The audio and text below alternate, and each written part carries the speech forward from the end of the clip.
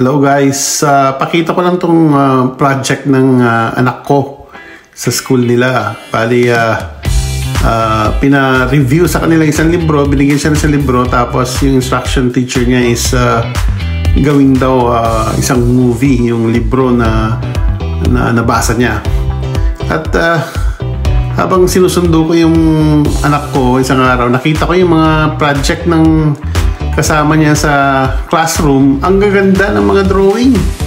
Sabi ko, imposible walang tulong yung mga magulang nito. Kaya eto ang ginawa ko, tinulungan ko siya sa project niya para naman at least makapantay siya sa mga project ng mga classmate niya. Yung instruction lang naman is gawan lang daw ng movie poster yung libro na binasa niya. So gagawin lang movie poster.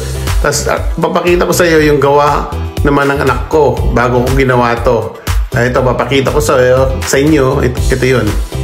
Kaya nung nakita ko yung drawing ng anak ko, yung ginawa niyang movie poster, medyo naawa ako kasi nakita ko kung gaano ganda yung mga ginawa ng classmate niya, na halata naman na hindi ginawa ng mga classmate niya, halatang may tulong ng mga magulang.